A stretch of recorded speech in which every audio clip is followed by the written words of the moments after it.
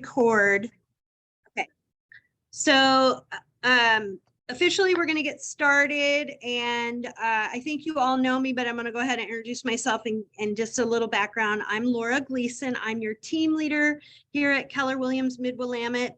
And our class today is called The Fortunes in the Follow-Up. And it's actually one of my favorite classes to teach on. And I feel like from the beginning of my business, it was really important for me to learn this part of the business for real estate. So I'm passionate about it. I get excited about teaching about it. And I really think by the time you're done, you're going to really take away some key core fundamental parts of what is really important about follow-up in this business. Does that make sense? Does that sound good? So I would love to start with, if you all can tell me, and there'll be a little bit of participation in this class. It'll be a lot more fun if we participate. Tell me why you're here today. What interested you in this class? Lindsay? Just looking for other ways to, oh, there's the echo. I hear the echo now. We're just looking for more ways to generate business. And, you know, I was telling Marianne earlier about how everybody has a different way. And so just learning from other people on how they do things is important. Okay, awesome. I love that. What about who else? What are some reasons that you're here today? Thank you, Lindsay. Mary, are you gonna share something? Well, I think it's just always important to be sharpening your skills and keeping up on, you know, fresh things to learn. So yeah. Awesome. Okay. Ethan, Kaylee, you guys are just getting started in this business. What are you hoping for today? Kaylee?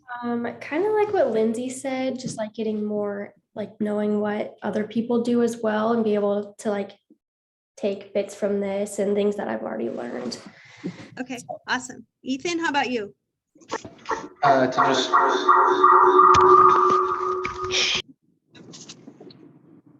That's weird. Everybody else was muted. I don't know why it's doing that. Are you guys sitting by each other? Oh, do you think that's why it's doing it? You know what? If you want to type in, You can mute your computer, like turn your volume off on your computer. There we go. Okay, try again, Ethan. You can hear me through Kaylee? There we go. That works. I'm just excited to basically learn something new because I've done a little bit of fortune in follow-up, but not a lot. So, okay. Yeah. Okay. Hey, and Karen, thank you for joining us. I was just checking in with everybody to ask why you're here today, what you're hoping to learn. Well, I'm driving, but whatever you want to teach. Well, I'm excited that you're here with me today. So thank you. I'm going to go ahead and share my screen. Wait a minute. Hold on a sec. Okay, wait. Is it showing? Is the presentation showing? Okay, I'm going to just go with that. And we're going to start with just some fundamentals first. All right. It's not moving though. I got to start over. Hold on a minute because it was sticking on me. So let's try one more time. Okay. All right. I'm going to start over and put it in slideshow mode.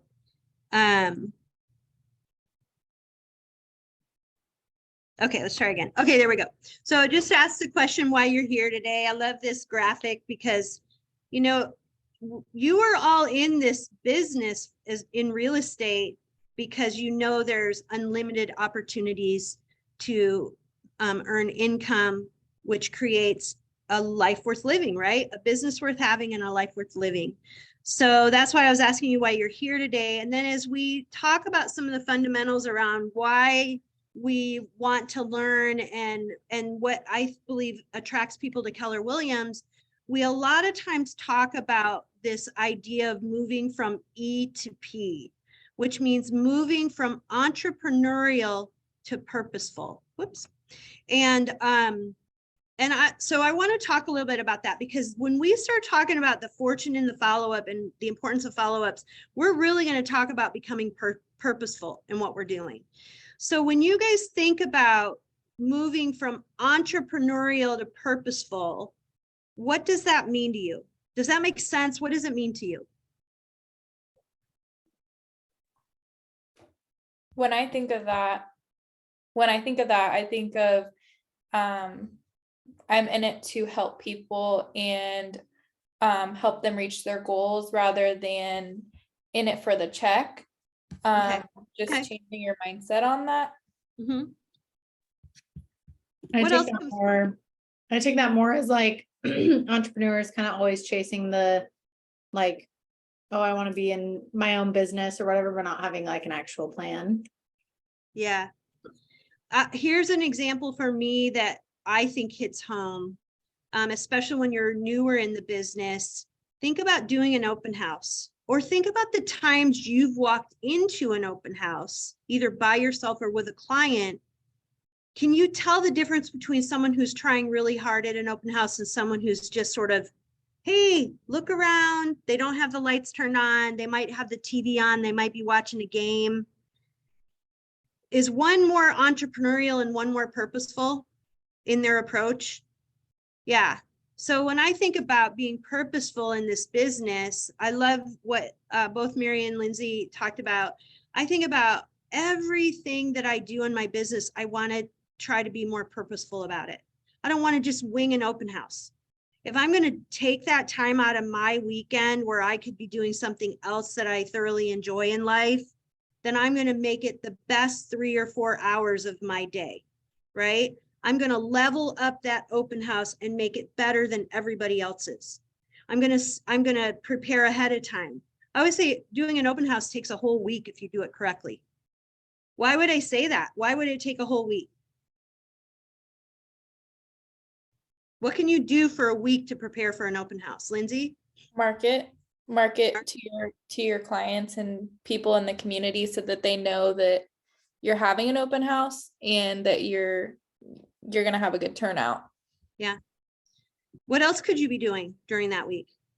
Prep, making sure you Prep. have everything in advance rather than like the day before, the day of. Yeah. How about knowing your market, knowing all the competition? Have you previewed every other house in the neighborhood that's for sale, so that when people walk in and they have questions, one about the neighborhood, but two about the inventory, you know the answers? Would that be leveling up your open house? So you literally, there's things you can do. There's door knocking you can do ahead of time to invite the neighbors. There's the marketing prep that you come prepared with stuff to hand out. You know, of course, there's putting your signs up and all that kind of stuff. There's so many things that you can do to level up your open house and make it the best use of your time. You can also set goals, you know, okay, there's probably going to be 20 or more people that are going to come through this open house today. And my goal is to make 5 amazing connections where I walk away with, you know, whatever number you decide, but where I walk away having built a connection and capturing their contact information and then following up with them immediately, or possibly even setting an appointment during the open house, right? There's all those things that you can do. So would that be versus coming in, maybe putting a sign up, maybe there's a balloon on the sign, unlocking the doors? Did you turn the lights on? Did you make sure everything looks presentable in the house? You know, more of entrepreneurial approach to it versus a very purposeful approach. Does that make sense? I like to give that example because I think that's something that everybody can picture in their mind. You've been to the really good open houses and you've been to the ones that aren't good, right? And there's so many other examples that we could come up with and we could talk about, you know, as examples of, well, this is entrepreneurial and how can we make it more purposeful or level it up, right? So when you think about this class today, I want you to think about, even in the content of what we're talking about today in the class, moving from E to P and becoming more purposeful in even what you're trying to learn today. I want you to not have ceilings of achievement. I want you to be able to break through those to get to higher and higher and higher levels. Okay. The other thing I always like you to think about is that what type of student are you today in your career, in your learning every single day? I consider myself a lifelong learner. I want to be learning every single day. Are you showing up as an A student, a C student? You know, out there in the world, if you show up as a C person, typically you're going to get fired. Average gets fired, right? And we don't necessarily get fired in real estate, but we certainly can be the determinant of what type of career we have in real estate and how purposeful we're being, and are we showing up always as a student. Does that make sense? So think about that today. I have this triangle down here at the bottom comes from the Millionaire Real Estate Agent book, and it talks about having a stable career, which is built on models first, and then adding creativity once you've learned the models. If you flip it the other way and you have creativity first, the triangle's upside down, then it's not stable, it's tippy. So we want to focus on having sound, core, stable models. And then once we've mastered those models, building some creativity on top, sprinkling your own sparkly dust on top of what you're doing. So there's the example of it being unstable. Okay, so let's get started. We're going to start with some foundational parts of the fortune in the follow-up, because I have to make sure we're building that stable foundation first before we add to some different ideas of what you could be doing. So let's start with what the foundation would be. First of all, we're going to talk about what a database is. Then we're going to talk about what lead generation is. And then we're going to talk about what lead follow-up is. And I find it's really important to break these down and really discuss them. Are these terms you talk about every single day in real estate? And do you really, have you really taken the time to think about what they mean? So starting with the first question, what is a database? What do you feel is the definition to that?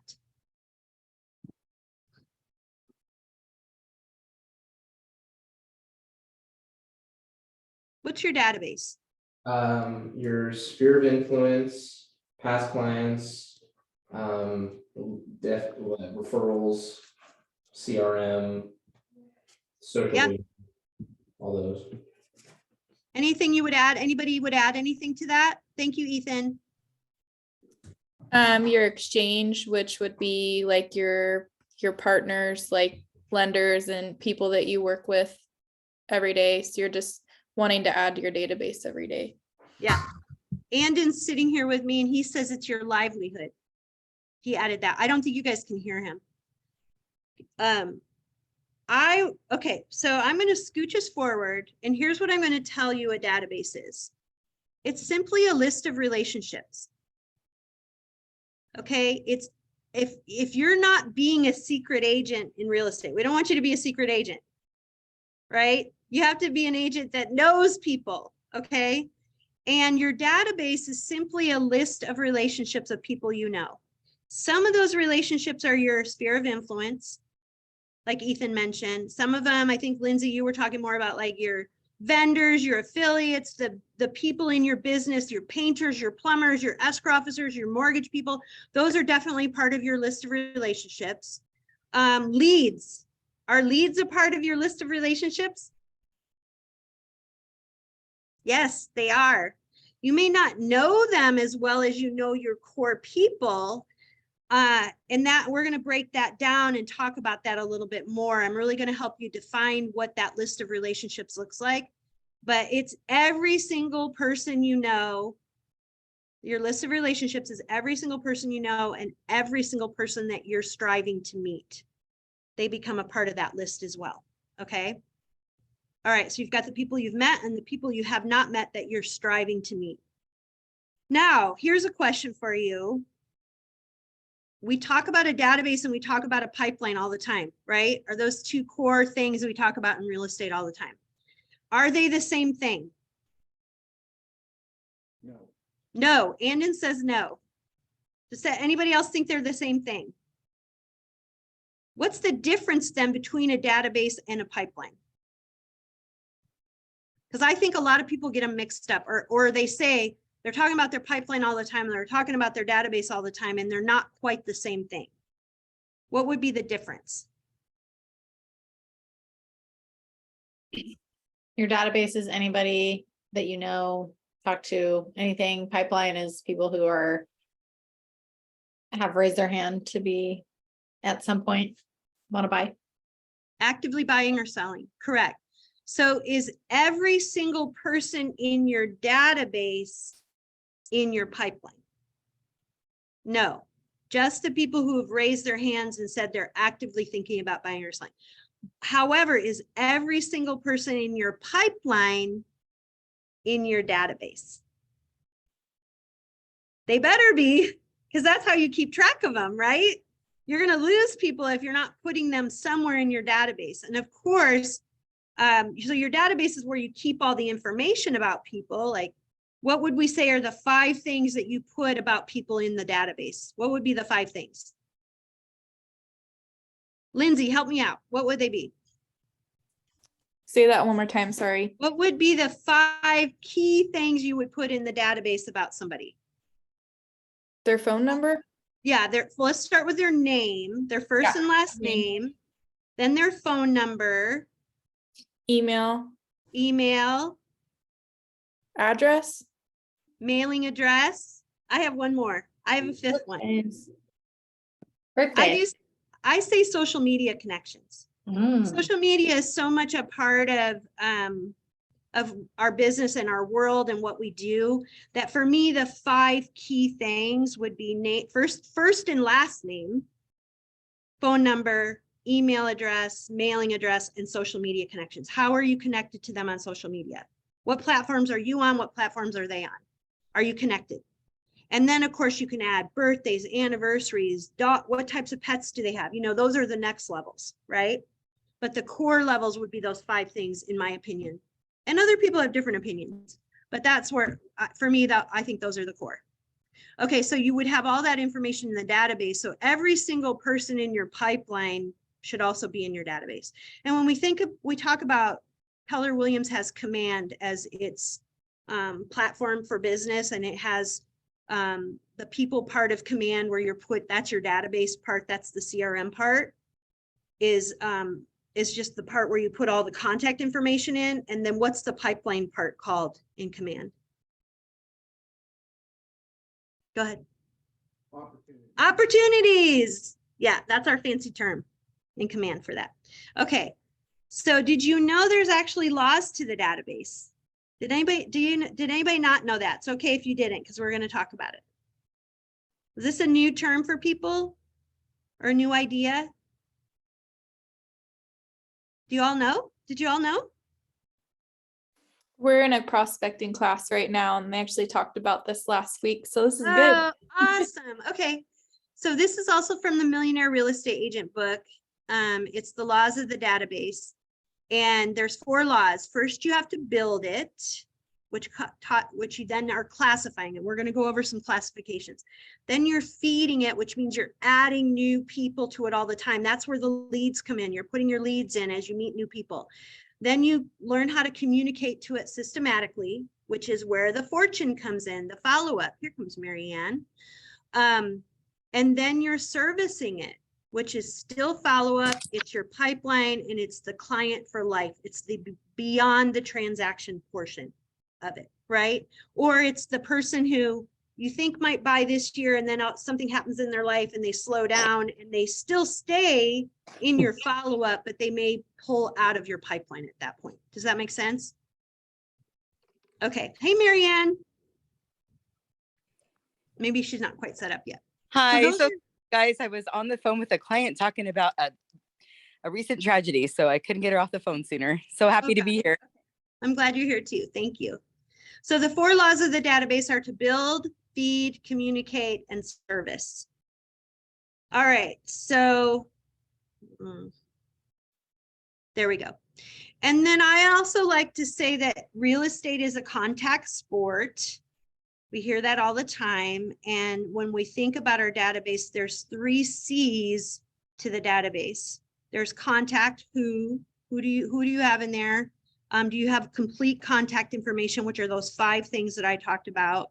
It's who you've met and who you have not met, your leads. It's how you're classifying it. And then it's how you're communicating afterwards. So those are the key parts in terms of the C's of the database. Okay, now before we go any further, read out of the shift book. Let me just ask this question. Do you all feel that we are in a shifting market right now? Yes, Andon says thumbs up. Anybody else agree? Yeah, Lindsay? Okay.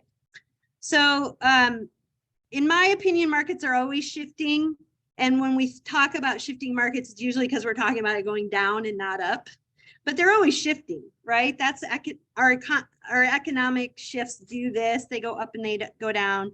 So we tend to talk about this book more when we talk about shifting markets because the skill set changes.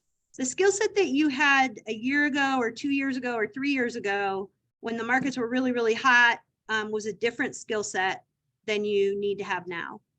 Would you agree with that? Okay. There's a couple of things that become really important when, hi, Robert, when markets start to shift. So a couple things I want to read, and this starts on page 27 for me. Two actions real estate agents must take personal ownership of are lead generation and lead conversion. Nothing becomes more critical to success than finding motivated buyers and sellers and closing them to the appointment. That's the one thing I wanted to read to you. The next thing I wanted to read is your business success starts with lead generation. It actually says your business starts with generating leads and progresses from there. Okay. That's why this class is called the Fortunes in the Follow-Up. And the last thing we're going to talk about in just a sec. I just want you to think about that. Putting this down into the core parts of a selling career, it's really important to learn what does it mean to have a pipeline? What does it mean to have a database? That there's actually laws to a database and that there's the C's to the database. Now, I'm going to stop sharing this for a second because I want to share one of the handouts that you're going to get. I typically like to be writing, and I forgot to bring my pad where I can write today. So I'm on my computer where I can't write. I have a pad with a stylus. I forgot to bring it today. So I'm going to show you some handouts that you're going to get, and you're going to get sent these. There's a couple things I just want to make sure that you're aware of. So let me just open this up to, I want to do here. Okay, whoops. Has anyone ever talked to you about sorting a database before? Do you get what that means to sort something, to sort a database? Or to categorize it? What does it mean to you, Andon? Everybody's got a different profile. So how or seller Okay. both, and then any sort of like, are they investors? With that. Okay. So Ann is talking about, you guys can't hear him, can you? Okay. Ann is talking about tagging them. How did I meet them? Are they a buyer, a seller, an investor? So different tags, different ways that you would tag them. Are there any other ways that you think about when you think about sorting a database?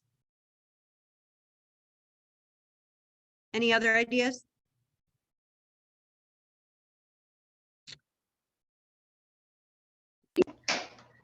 Which stage of the pipeline they're in, if they're, yeah. Which stage of the pipeline they're in? Okay, remember, just key wise, there's a difference between a database and a pipeline. So you're going to definitely, when you talk about pipeline stages, there's definitely ways you sort that. You're correct. That's correct, Ethan. What stage are they in? Are they actively looking? Are they thinking about looking 6 months out? Are they 1 year out? We definitely stage our pipelines that way, right? Are there other things that you do to sort your database? Okay, I'm going to show you how I was taught very early on in my career to sort my database based on the level of the relationship. So when you have a database and you're staying in touch with people, You're staying in touch with them for usually 2 different reasons. And this is your career. You got lots of friends in life that you stay in touch with because you love them, you want to have relationships with them, you want to socialize with them. We're talking about your real estate career. What would be the 2 reasons that you stay in touch with people in your database? 1, because they are going to become an active client, a buyer or a seller. What would be the second reason that you would stay in touch with them in your career? Referral. Thank you, Anna, because they would refer you somebody. So let me share with you really quickly how I was taught to sort a database. So this is an example of a bullseye, okay? The very middle would be the center of the bullseye. You guys see that now? Can everybody see it?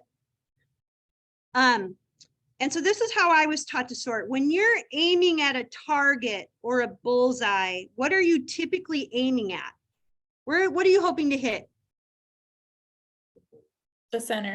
The center of the bullseye.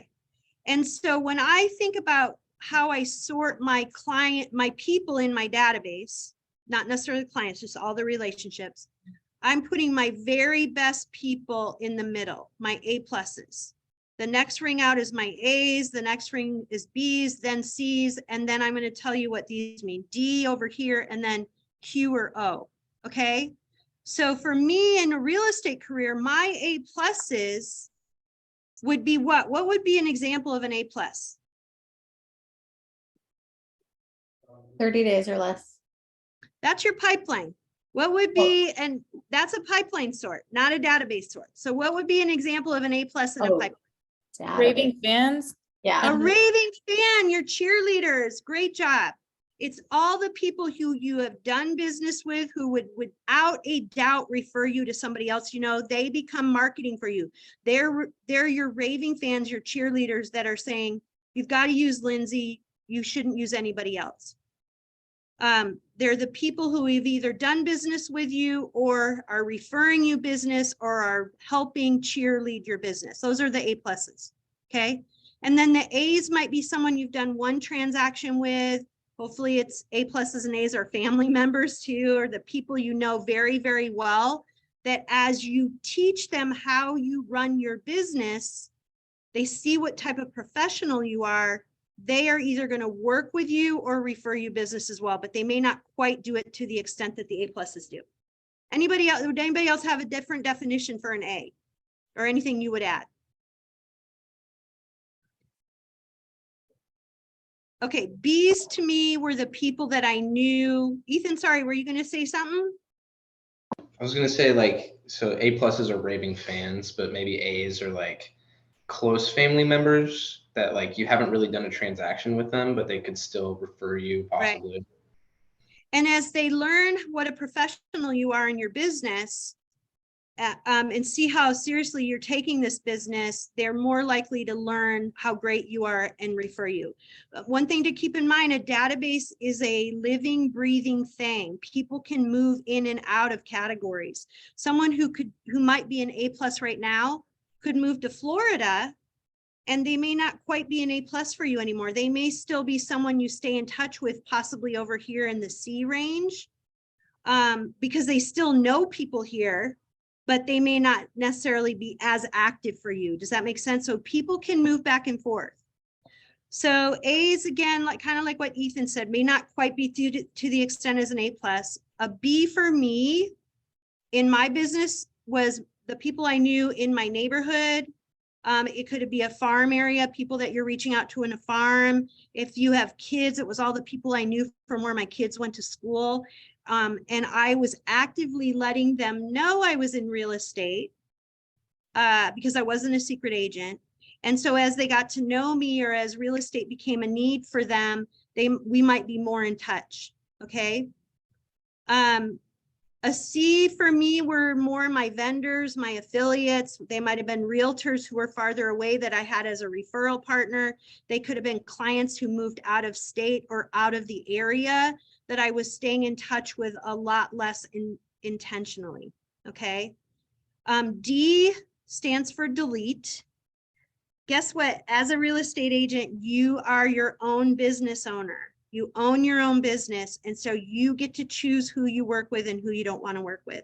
And if there's anybody that you choose not to work with, you can put them in as a delete. You don't have to stay in touch with them. They will be a great fit for another real estate agent. You don't have to be the best fit for every single person in the world. Now, I also have in here tucked in the middle right here, Q and O. What do you think Q and O stand for? You know, don't you? I tell you. Anybody have any idea what that might stand for? It stands for quick conversion, Q for quick, or O for online lead or open house lead. That kind of a lead. It's somebody that you meet during your lead generation or that you're doing online leads, and they're a quick conversion. They either give you false information and quickly become a delete, or you're moving them somewhere here into the middle of your bullseye. Maybe they move to a C or a B. You could have an open house lead and they're a B to start with. And as you're getting to know them and as they get to be more serious, they might move up. Or as you close a transaction with them and they become a raving fan, they're certainly going to move up. Does that make sense? So a database is a living, breathing thing that you're going to be checking on over time. You have to be in there, looking at it, figuring out where people are at, and then certainly moving people into your pipeline when they become active clients. We all good on that one? I was taught to sort it A plus, A, B, C, Q, O, and D. You can certainly sort it whatever way you want, but then you would, in your CRM that you're using, these would be the tags you would use.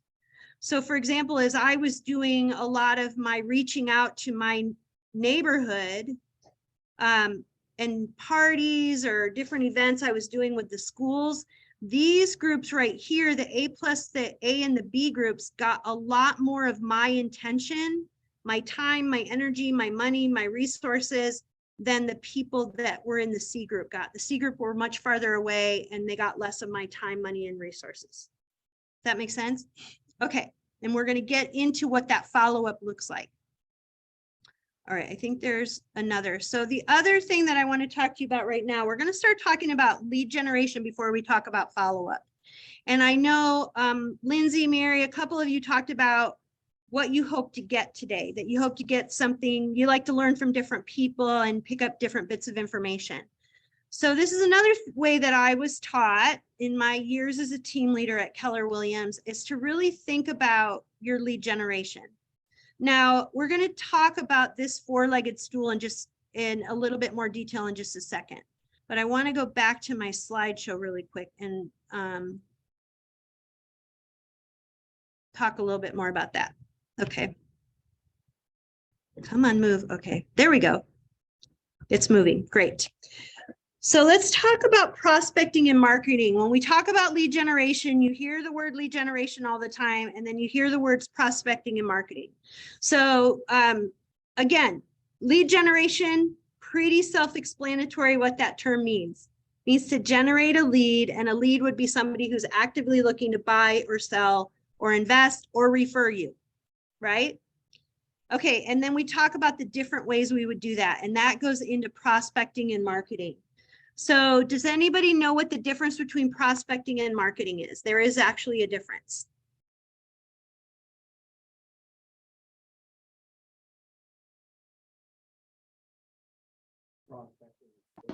Is it on? Okay. For me, I think prospecting is more like digging and calling and searching for leads, and marketing, I view it as more of putting yourself out there on like social media and kind of just like marketing yourself. Okay. So prospecting, you're more digging for it, you're more going after it, whereas marketing, you're doing stuff, but you're wanting them to come to you. Is that kind of what you're thinking? Yeah. Is that Kaylee that said that? I can't see Yeah. everybody. Sorry. Andon, did you have anything to add to that? Andon was offering something too, and I'll make sure you guys hear what he says. I mean, like marketing could be marketing yourself or marketing the active process of like marketing and listing or your. Yeah. service. Okay. So, So Ann said marketing can be marketing yourself or marketing a listing or the services you provide. So believe it or not, in our great books that we have, there is the definition of it on page 63.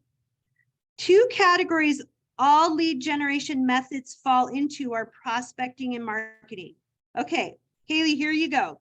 Prospecting is where you go get the leads, and marketing is where you do things to cause the leads to come to you. Prospecting is you making contact with people, and marketing is people making contact with you. Prospecting is seeking, and marketing is attracting. The other way that I like to define them is prospecting takes more of your time. Marketing can take more of your money. Okay. When we do an open house, what would you define an open house as? Prospecting or marketing?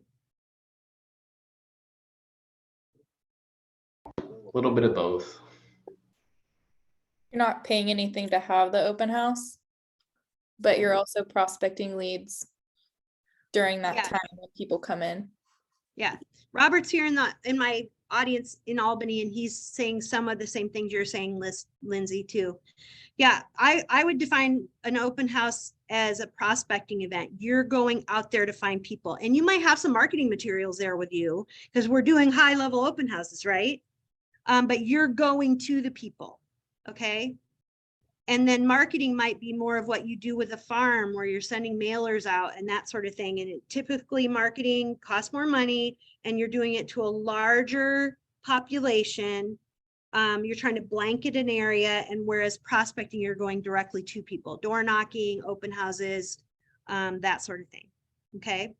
So just so we get the idea of those, and we do both of them in our business. Come on. Sorry, my screen is not moving forward. Okay, so when you think about lead generation, I want you to do both. And in prospecting, I want to talk about narrowing your focus on 3 to 4 sources. And then marketing, I want you to think about doing marketing and doing things that until you have the money to do more, you're doing things that are less expensive. And then as you grow in your business, you're going to budget out and add more because that's a smart business plan. Okay. So if we brainstormed prospecting, I just talked about 2. I talked about open houses. I talked about door knocking. Are there other things that you can think of that might be considered prospecting?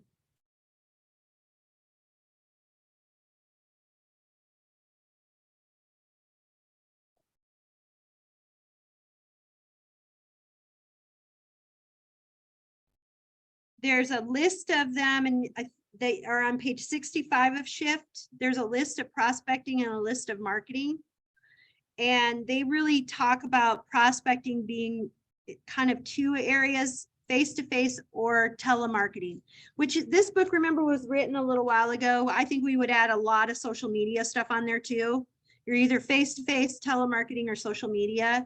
So with telemarketing, they break it down into FSBOs, expireds, geographic farms, apartments, which would be going after buyers. Face-to-face, they talk about door knocking, canvassing doors, which can be door dropping, open houses, client parties, networking events, seminars, booths at events, those kinds of things. So those are what they're talking about prospecting. And then marketing, they're talking more about advertising, internet marketing, direct mail, it could be billboards, those kinds of things. So when you start thinking about building your lead generation plan, I'm going to go back to my other drawing here. Okay, it's there. I want to share this with you. I like you to think about creating a 3 to 4 legged stool. Okay. Now, let me ask you a question. This is a stool like a footstool or a stool that you would step on to reach something high. Think about a stool. If you had a stool that only had 2 legs, would it be stable? No, it would be tippy. Does a stool need more than 4 legs to be stable? Not really, okay? For you just in your own business, 3 to 4 legs in your stool is going to be stable enough for you to build your plan around.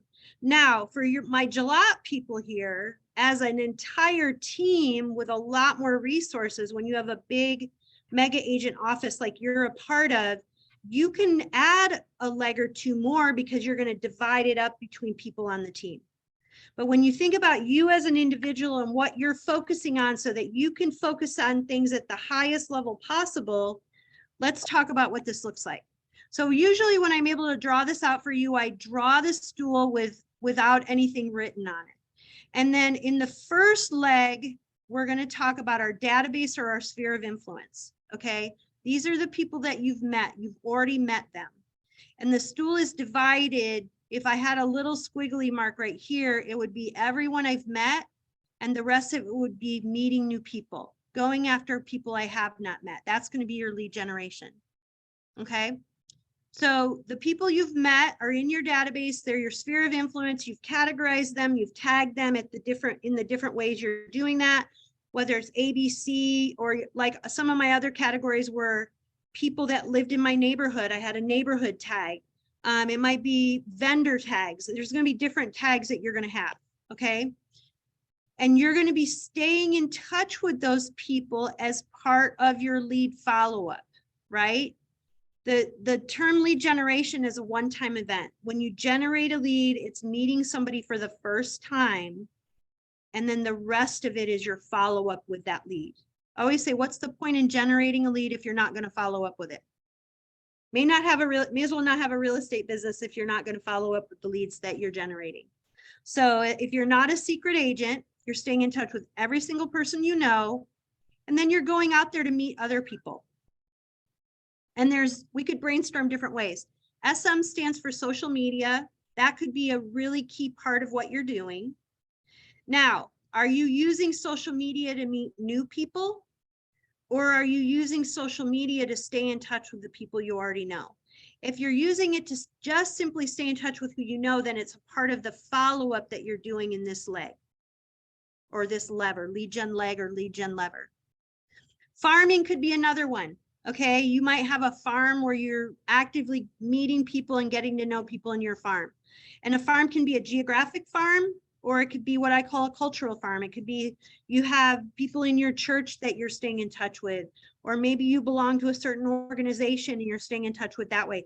I knew a lady who walked her dog in the same dog park every single day, and she sold everybody's houses in that dog park.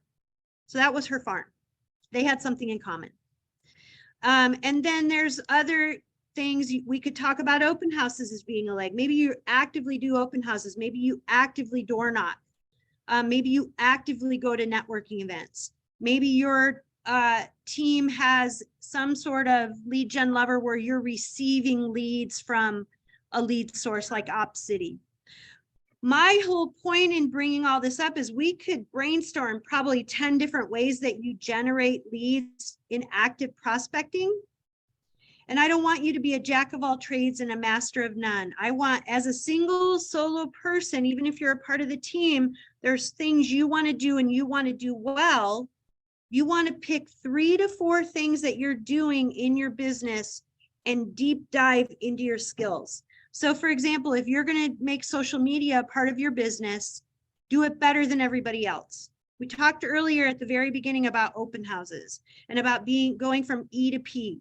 If you're going to do open houses, make it a week event and do it better than everybody else. Don't waste your time doing an open house if you're not going to be the best at it. Does that make sense? So with each of whichever ones you pick for your lead gen levers or your lead gen legs, take classes to get better at the skills that you're doing so that you're not wasting your time doing them, that you're a student who's going from E to P and becoming better at what you do. Does that make sense? Does anybody have any thoughts around that or questions?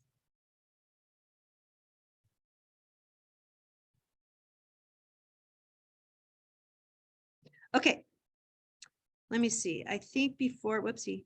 before I go any further, let's talk about the law of emotional proximity really quick, and then we're going to dig into more of the follow-up part. Has anyone ever heard of the law of emotional proximity before? No? Okay. Here's my favorite definition of it. There's actually a definition. It basically means that the closer people get to an event, the more they're going to look for somebody in their world to help them with that event. It becomes there's emotional proximity involved. Okay, so you can Google emotional proximity and you'll come up with some definition like that. So in real estate, I'm going to give you a Nordstrom's example first. Let's say Nordstrom's, for example, you walk into a store like that, and is there typically a greeter at the front as the doors that says, "How can I help you today?" That's typically what happens. Or they say, "What brings you in today?" Something like that. And what do you usually say to them? I'm just looking.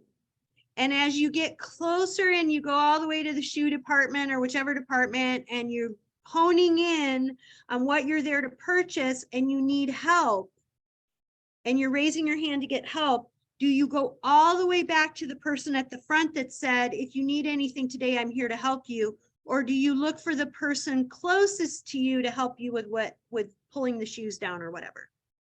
Right? We look for the person closest to us. Okay, so in real estate, it's the same thing, you guys. As people if you look at the top, look at these emotional proximity, it's a cycle, just like other things in life are a cycle. Here at the top is where people are getting ready to buy or sell, or actually they're in escrow at the top. Right here where the circle is where they're starting to think about it. Okay.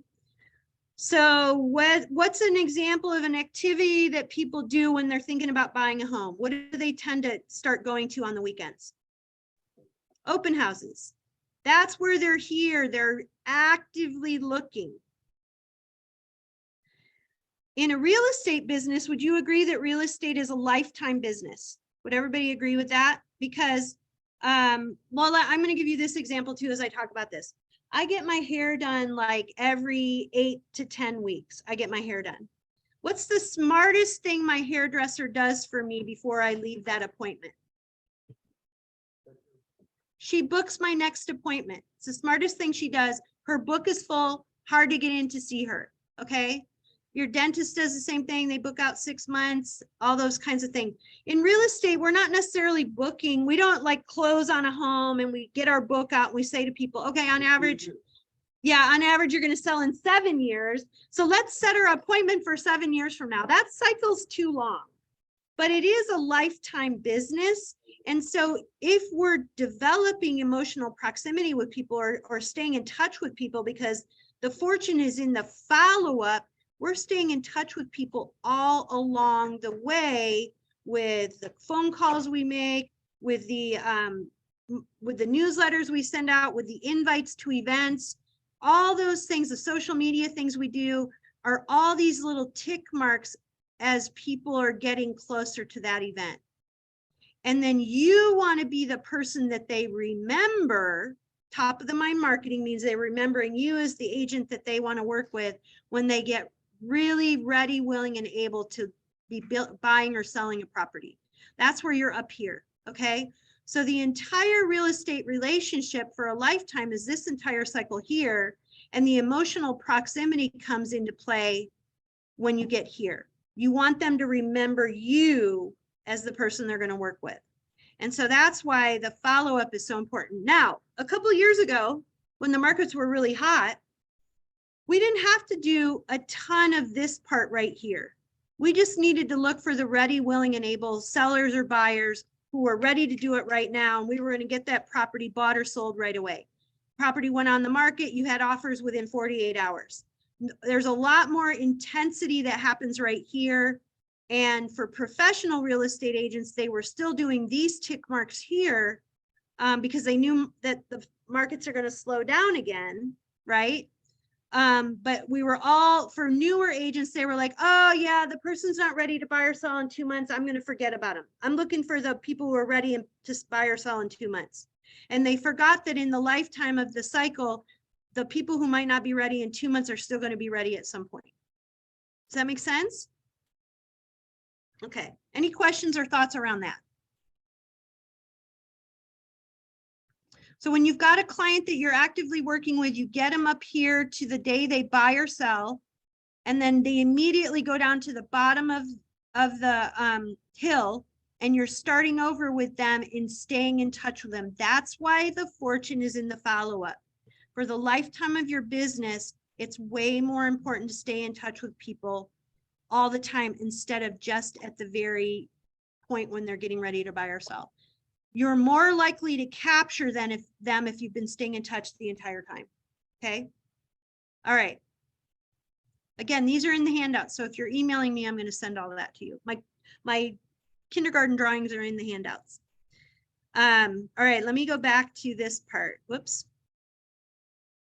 I hit the wrong thing. Okay. All right. So again, well, we've talked about prospecting and marketing. My suggestion to you is to focus on 3 to 4 sources. When I say 3, I mean 3 for new people that you're meeting. The 4th source is actually the number 1 source is always your sphere of influence. You always want that to be your first leg of your stool. And then you're going to pick, depending on how busy you are, 2 to 3 other sources for meeting new people. When you're brand new in the business and you're still building a business, you need to have 3 legs. As you get farther along in the business, like Robert, you've been in the business for a really long time, your number 1 source of your business is your sphere of influence, the people that you've been staying in touch with for a long time. He built that, he deserves it. He's worked on that for a really long time in his business. Okay. Good job, Robert. All right. Okay, so we talked about the law of emotional proximity. I mentioned what top of the mind marketing means. It means that people are thinking of you, that you come to the top of their mind when they're thinking about buying or selling. Do you get now why we have the building blocks of talking about lead generation, of talking about what a database is, what a pipeline is, before we even begin to talk about the fortune in the follow-up? It's really important to understand those things. Now we're going to talk about the follow-up. And again, I want to hear it from you. Why is the follow-up important? Why is the fortune in the follow-up?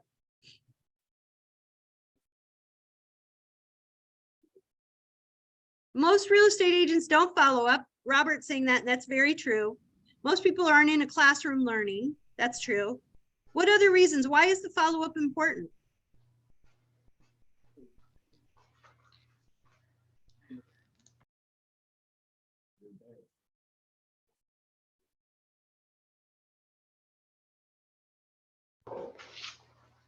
So go ahead, Ethan. I was gonna say maybe so that they know you're still thinking about them, or like that they feel like they're being treated like a person, kind of, if that makes sense. Yeah. What else? Any other thoughts? You want to stay in front of them and be top of mind, because if you're not, then they're going to go choose someone else. Thank you. Yeah. Again, I can't say it enough. What's the point in generating a lead if you're not going to follow up with it? It's the follow-up is where the fortune is. And I want to read this again from the Shift book. Your business success starts with generating leads and progresses from there. You have to generate the leads. You know, we tell you that's the business that we're in. Okay. But from there, if you're not following up with them, they're going to not have emotional proximity with you. They're not going to have top of the mind marketing thinking with you. And another realtor is going to show up and be in front of them.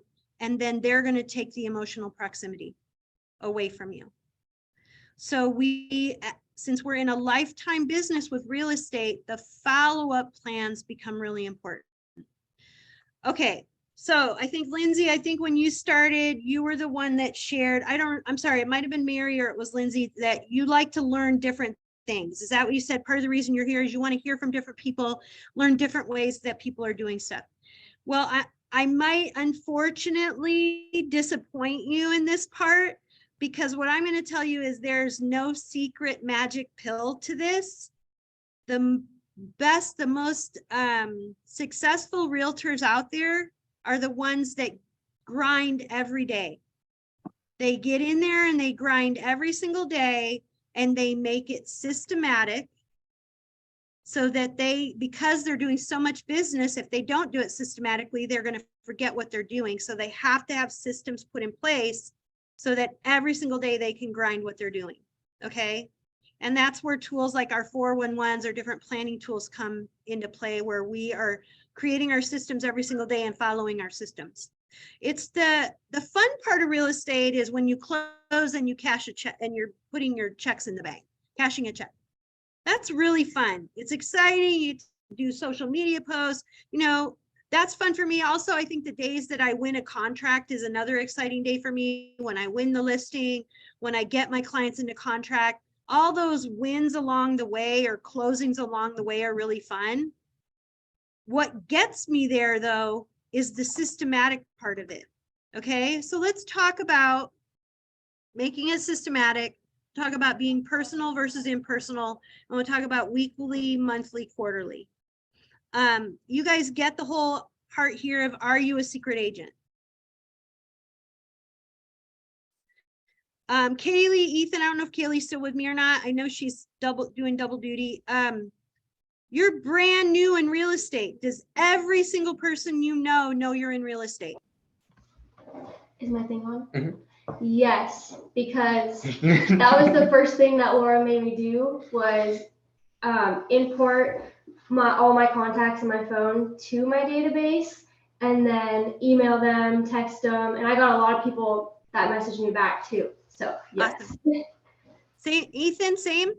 No, not even close. She is you're not- way more on top of it. Working on it. All right, okay, Kaylee and Ethan, we know you're both, we all know you're young. Do the parents of your friends you're in real estate? I would say honestly, the parents of my friends know more than my friends know. Great. Okay. You get why I asked that question? Because they're more likely to be buying and selling homes. At this point, right? One of my best friend's parents actually just messaged me about a month ago wanting me to be their realtor. So now that I'm licensed, and so she's looking to purchase, and so is her son. So that's so great. And they're already becoming your cheerleaders. Let me give you an example of something I did very early on in my business. I was practicing my buyer consultation. I was practicing my listing presentations. I actually practiced my listing presentation in front of my best friend and her husband. They became raving cheerleaders for me. You know why? Because they saw how seriously I was taking my business, that I would actually get in front of them. They weren't trying to sell a house. But I wanted to practice in front of them because we practiced during practice, not in the game, right? I practiced in front of my mother-in-law. And I said, time out, I want to do that again. I did a rewind and I brought it back. I was like, if I didn't like the way I said something, I got to practice on her. I did that with both my buyer presentations and my listing presentations. I practiced with my friends who then became my raving cheerleaders because they were like, man, you need to work with Laura. She is really serious. You should see how much learning she's doing, how many classes she goes to. They don't care if you're new in the business. They know how hard you're working, and they know you have a company behind you that's going to help you if there's a question that you don't know the answer to yet. So practice, practice, practice, and that's going to help you create raving fans. Okay, so don't be a secret agent. Now, we're going to start talking about the follow-up with every single person that we know and every person that we're meeting. That's how we're going to make it systematic. So I want to talk about this idea of the life cycle of a real estate relationship. And I think this will help it hit home as well, how important follow-up is. If you think about this as a cycle that goes this way, okay, it starts over here with lead gen. We already heard lead generation is a one-time event. You generate a lead. It's small. It's this little part over here that you're doing, and you're doing it through your sphere of influence. You're doing it through social media. You're doing it through open houses, door knocking, whatever those events are that you're doing. Then you've got this lead follow-up and lead conversion part. And then some of these people are going to raise their hand and become active buyers and sellers that go into a pipeline, and you're going to get them into escrow and you're going to close. So that law of emotional proximity is what shows up here on that cycle that's going up and down. And in the drawing that I sent you, it has a reminder of the law of emotional proximity. The biggest part, what's the biggest part of this whole life cycle?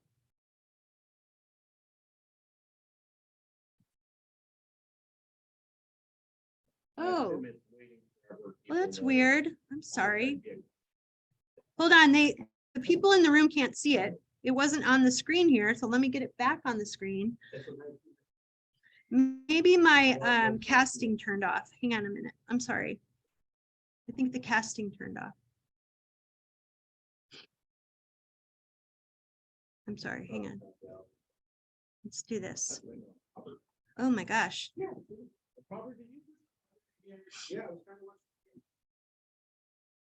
Sorry, I got to make sure everybody in the room can see it too. So let me restart my casting.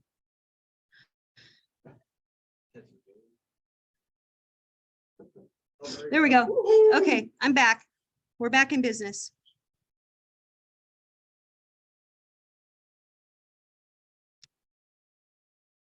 Thank you, Andon, for telling me. Okay, from current slide. Okay, now you can all see it. So you've got this is the life cycle of a real estate relationship.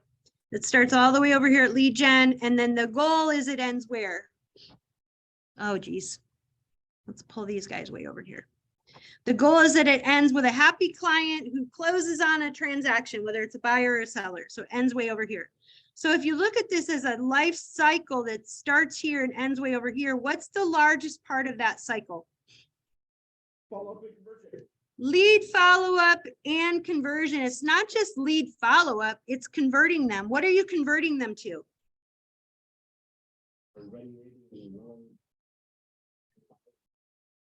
The people in the audience are saying a ready, willing, and able buyer and seller. You're converting. There's certain events that we talk about converting to. What events are we converting to? Closing.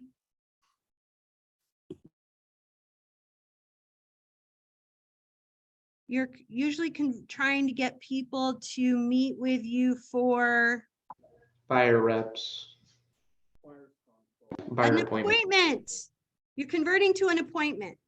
Wherever you meet people, you want to be able to get to the point where you're meeting with them professionally, okay, in a buyer consult or a listing appointment. So we're always converting. And then once we have them there, what are we converting to next? Once you have a buyer appointment or a listing appointment, you're converting to an agreement with them that they have signed up to work with you. So we're converting along the way. We don't just get here, do we?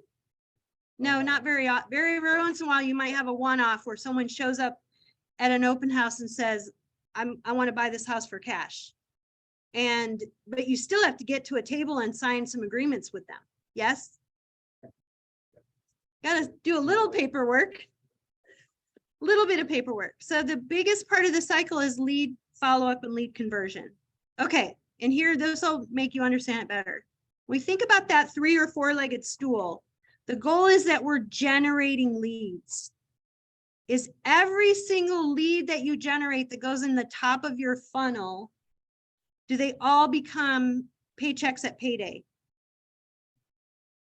All right, and this will show you from the leads. Am I too loud? Okay, sorry. You're generating leads. Sorry for that interruption, folks. That are going to lead to, first you get an appointment, and then like we said, you're going to get an agreement to work together, and then eventually you're going to have contracts signed where they are agreeing to work with each other, the buyer and the seller. That's where these contracts are signed, where you're representing them and they're agreeing to work with each other, which leads to close. So I wish it started here, you guys, but it doesn't. This is where that follow-up becomes really important. The more leads you get, the more you're following up with them in a systematic, professional way throughout the year, they're going to think of you every time they're thinking about real estate. The law of emotional proximity. All right, so what are your methods of prospecting? My point was to focus on 3. Now let's talk about how often you do it. Let's hear some ideas. How often are you following up with people once you've generated a lead? First of all, how often are you actually prospecting? Every day. When you started in the business, or if you're still building and growing a business, are you doing it daily? Andon says daily, 5 days a week kind of thing. Give yourself a day or 2 off. Think about how many people do you already have in your database? Who are your Mets that you already have in your database? Okay. And which of them are your sphere of influence? Are you categorizing that? A, B, C, D, however your categories are. And then how many have not Mets are you adding to your database monthly? Do you have a goal around that? If you're just getting started in the business, or you're still trying to grow a larger business where you've got the people you know and you're adding other sources, then you're meeting new people all the time through your different prospecting activities. Do you have a goal of how many you're going to add monthly? Something to talk to you if you're getting coached, or you have a team lead, or someone you're working with, something to talk about setting a goal. And then what's your marketing plan? Are you doing it weekly? Are you doing it monthly? Are you doing it quarterly? How are you following up and staying in touch with people? All right. Hey, Lindsay, I'm going to pick on you a little bit more. When you think about follow-up plans, you already started with a really good knowledge base today before the class even started. What are some different ways that you think about as follow-up?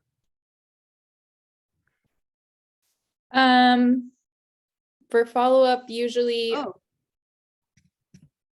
What? We can't hear you. Hold on a minute. That's odd. The casting did something weird. Okay, I see why. Hang on. I'm coming back to you. For some reason, mine turned off. Okay, we should be able to hear you now. It wasn't you, it was on my end. Okay, how about now? I can hear you. Thank you. Okay, no problem. So for follow-up, for me, it depends on their motivation. And so I, of course, first contact, figure out what their motivation is. Depending, and that allows me to set a reminder for when I need to follow up. So that's kind of where I'm at. Usually it'll be a phone call, text, or email. Our team does 3x3x3 for follow-up. And so we've been working on that, which is pretty aggressive sometimes. 3 texts, 3 emails, 3 calls in 3 days. And so then when they respond, that allows us to call them and set the appointment. Right. So that's kind of what we do. There's other things you guys do though really well. What do you do throughout the year as part of the follow-up? Client events. We call our database twice a year, which are our raving fans and past clients from 1997 to present, which is about 3,000 people. And so we call them twice a year to engage with them, and they most of the time know it's coming. So that's even better, and that gives us an additional way to ask them if they know of anybody. Right. So that's super great. And then you've got different events that you do throughout the year. That's a way to stay in touch with people. And I know you guys, I think you guys did something last weekend. There's always like some kind of event going on in the community that you can have a table at and be a part of. Okay, Andon, how about you? What are some of the different things that you're doing for follow-up? I'm going to tell you what he's saying because I know you guys can't hear him. Quarterly call plan, call people quarterly. Who are you calling? Your sphere of influence? Past client? He calls everybody. Okay, great. Okay. Monthly text with Twilio.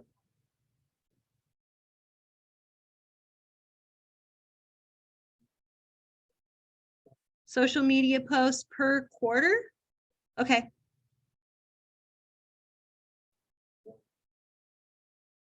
Handwritten notes, quarterly. Monthly neighborhood nurtures.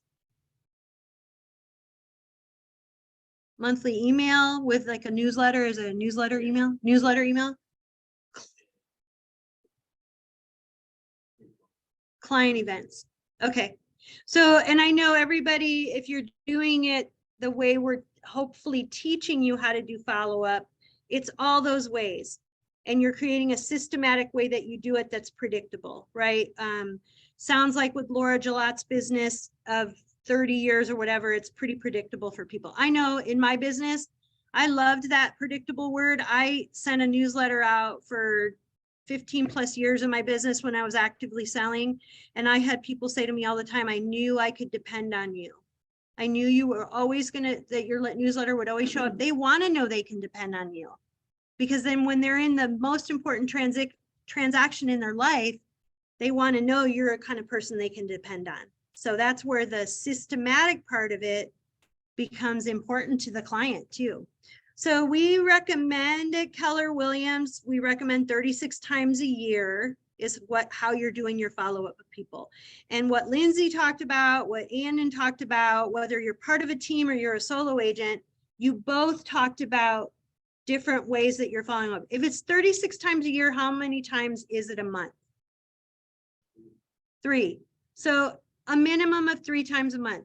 Here's the thing that you got to remember. If you feel like you're bugging people, you're thinking about real estate every day. They're not.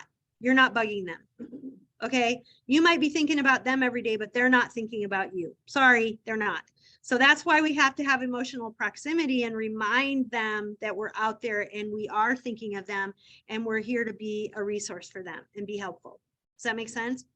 All right. So I don't have a magic pill about what that follow-up plan is going to look like. My recommendations are that you do it 36 times a year. A year, which translates into minimum of 3 times a month. I know another trainer I was in front of said they do 52 touches a year because that's easier for them to remember. They're making sure they're touching every single week. Easy to remember. So whatever the formula is for you, that's fine. Ask yourself though, am I touching people weekly? Am I touching people monthly? Am I touching people quarterly? If you're doing 3 a month, it's easily can be a phone call once a quarter. It can be social media posts. It can be texting people, an email newsletter, a happy birthday, a happy anniversary wish. It's pretty easy to come up with what something can be 3 a month of. That doesn't feel like you're doing the same thing all the time. You don't have, we're not necessarily saying that you're calling everybody, 3 times a month or that sort of thing. The call part is usually around quarterly.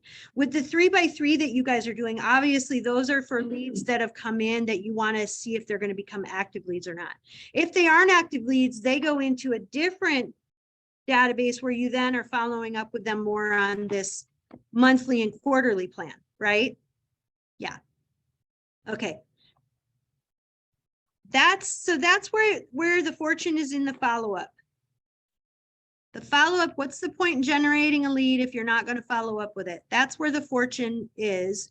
And you want to develop a plan that is helping you stay in touch with people a minimum of 36 times a year. Okay. I want to come back to my handouts really quick. I think there's one more that I wanted to make sure. No. Okay. You're going to get, actually, I know where it is. Sorry. Let me close this down. You're going to get a group of handouts from me, and I'll show you what it looks like right now, just to help you with this exercise so that you can be more systematic in what you're doing. These are the handouts that you're going to get from me.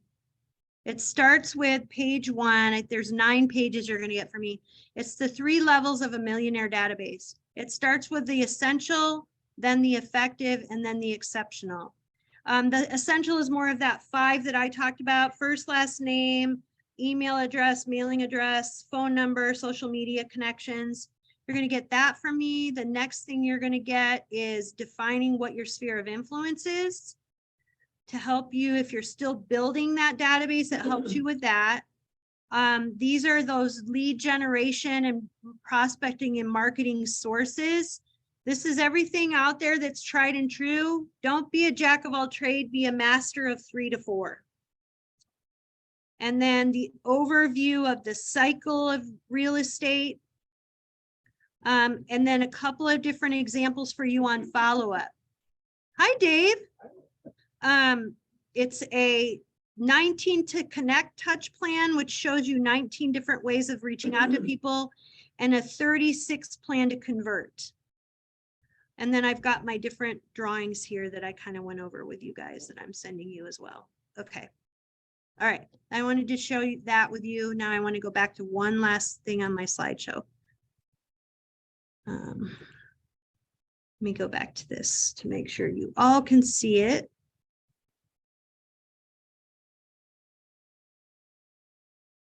All right.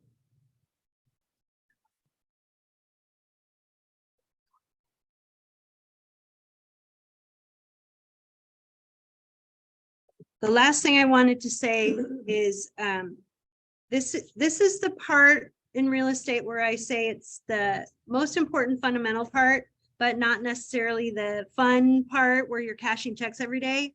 This is the part where you're becoming systematic. The most professional, successful real estate agents out there are systematic. And so I think this quote is really important. And it says, you're not going to master the rest of your life in one day. Just relax, master the day, and then just keep doing that every day.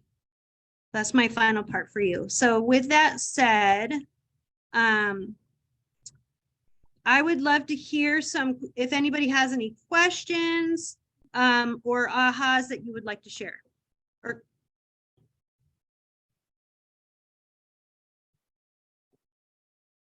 any new ahas, anything that you hadn't quite heard it that way before?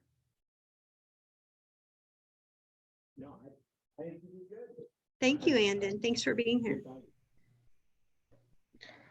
I hadn't seen anybody use the lead gen plan, like the 4-legged table before. I thought that was cool. And same with the, I just kind of like how you graphed everything out, but like with the ABC thing. Oh, good. Awesome. So those were both really cool. Thank you. I like the emotional proximity chart. That is interesting, and it also like adds another perspective because Right. I mean, like I didn't really ever think of that. And Yeah. so now that I am aware of that, like that's something that just when I'm posting on social media and engaging with people that I know, I'm gonna do it in a different way now, just Yeah. because of that. And think about it this way, every no is one step closer to a yes, right? Yep. A no is not a no, it's a not yet. Right. Add a T to it. It's not N-O, it's N-O-T. It's a not yet. Mhm. And that's where the law of emotional proximity comes in. When you walk into Nordstrom's, I'm not ready yet, but I Right. will be ready, and I want you to be there when I'm ready. Okay? Right. Yeah, And it's a real- life, things in life change all the Yeah. time. So they could, like you said, it could be in that minute that they're not thinking about it, but maybe tomorrow they're getting kicked out of their lease and they need to buy a house. You want to No, be no. there, the one that they're thinking of. Yeah. Robert mentioned that the O and the Q in my bullseye, he hadn't seen that before. The O and the Q stood for online leader, quick conversion, online or open house leader, quick conversion. There's a thing about the agencies Yeah, that I've never really seen it where you've got that extra O and Q Yeah. for adding somebody that just made it net, and then you like put them in there before you go to the Right. public. he's saying he's seen the A, B, and C part before, but he hadn't seen where you do, who's the person you just met? They're an O or a Q, and you don't know where they're gonna end up. That's where I think on the Deloitte team, they're doing that 3x3x3 thing. You're quickly converting them either into a client or not. Okay, they either give you the correct information or they give you false information, they become a D, or they say, please don't ever call me again, which makes your life easier. Great. I'm not spending my time, money, energy, or resources on you any longer. I'm going to move to the ones that are more wanting to talk to me. right? Any other ahas, anything else? Any questions?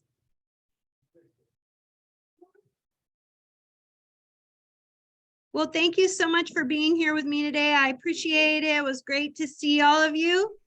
Have a wonderful rest of your day. If you're not busy tomorrow, come help us move in the Corvallis office.